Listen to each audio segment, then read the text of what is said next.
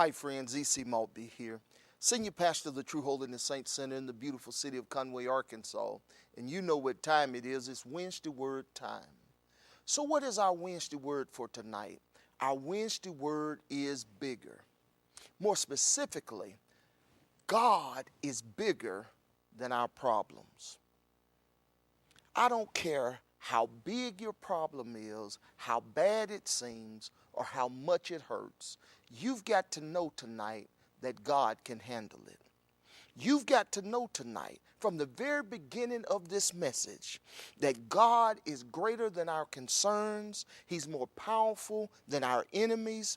God is greater than our problems. So the question becomes tonight, how do we convince ourselves of this principle? How do we reaffirm and get down in our spirit in the midst of our troubles that God is going to see us through, that God is greater than our problems? There are three words I want you to remember tonight that will help to reaffirm in your spirit that God is greater than your problems. The first word I want you to remember is the word acknowledge.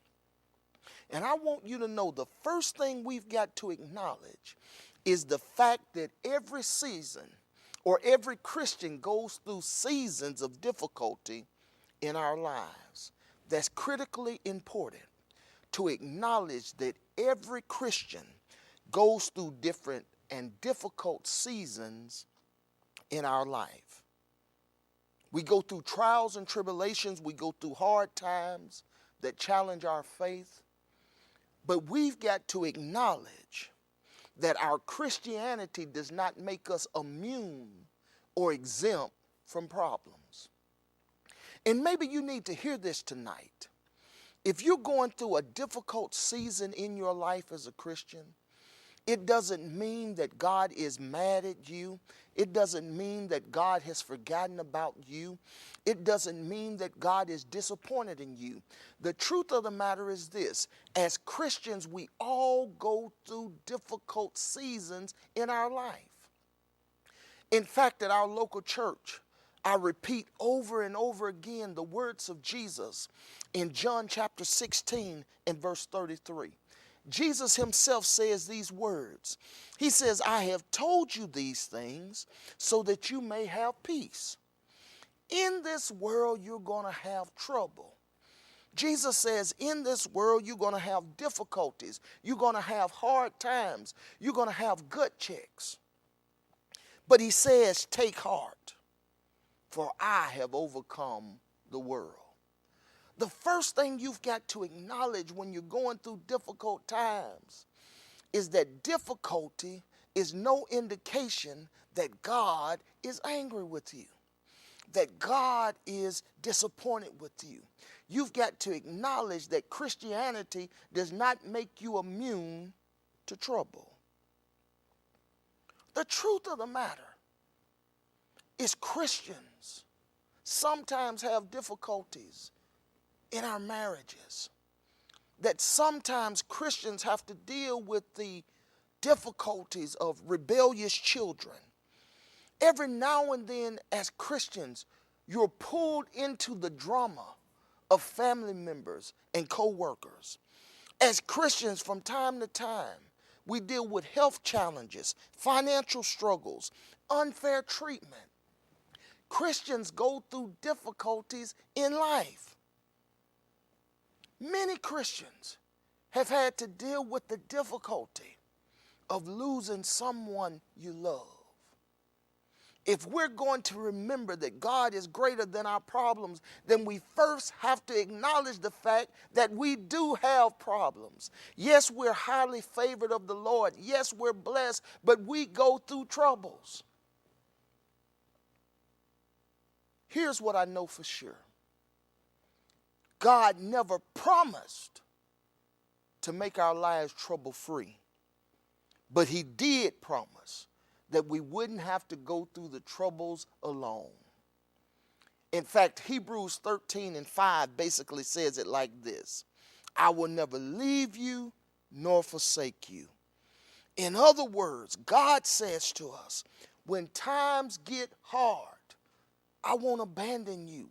When things get difficult, I won't desert you. Yes, you're going to have some problems, but I'm going to be there to help you face them all. If we're going to reaffirm in our spirit that God is greater than our problems, then the first thing we've got to acknowledge is that we do have problems. But then secondly, we've got to believe. Yeah, we've got to believe. We have to believe that there is absolutely nothing we can go through in this life that we cannot handle as long as God is on our sides. We've got to believe that. That there is nothing that will happen to you today, that there is nothing that will happen to you this week, that there is nothing that will happen to you in a lifetime that you and God cannot handle together. What I'm really saying is we've got to believe that God makes the difference in our life. Listen to the sobering words of the Apostle Paul in Hebrews chapter 11 and verse 6. Paul says this about belief. He says this about faith. And without faith, what is faith, Pastor Maltbia? It is believing that God is who he says he is and that he will do exactly what he said he would do. Paul says, and without faith, it is impossible to please God, because anyone who comes to him must first believe that he exists and that he is a rewarder of those who diligently seek him. Paul says we've got to believe. So the question becomes this tonight. Why is it so hard to believe that God is greater than our problems? Why is it so difficult for Christians in the midst of the things we go through to believe that God has got it, that God is going to take care of us? And I want to submit one thing to you. It is difficult to believe because you can physically see your problems, but you can't physically see God. I want you to think about that. You can physically see and feel your problems, but you can't physically see God. And if you don't have the ability to walk by faith and not by sight, you will go on what you see and not what you know. Belief is so important in knowing that God is bigger than your problems. So how do we reaffirm?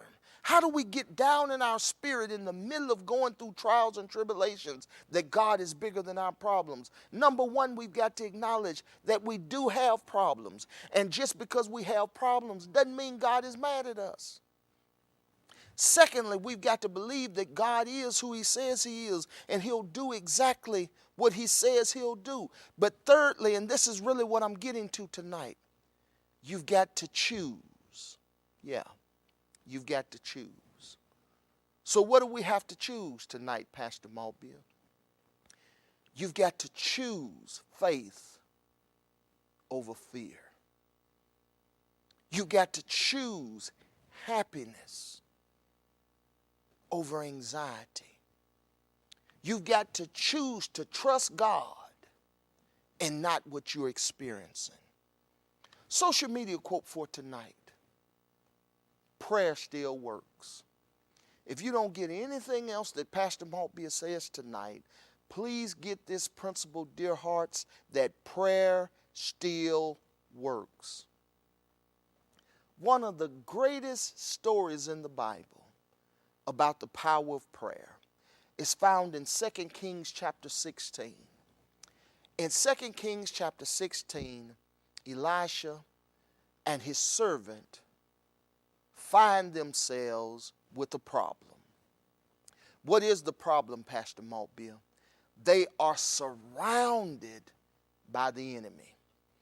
In fact, in 2 Kings chapter 16, the servant of Elisha gets up early in the morning and he discovers the enemy have them surrounded. This is a problem that causes the servant of Elisha anxiety, causes the servant of Elijah to be fearful. But thank God the power of prayer still works. In 2 Kings chapter 16 and verse 17, the Bible says, and Elisha prayed, open my servant's eyes, Lord, so that he may see. Then the Lord opened the servant's eyes, and he looked and saw that the hills were full of horses and chariots of fire all around Elisha. Prayer still works. What was going on here?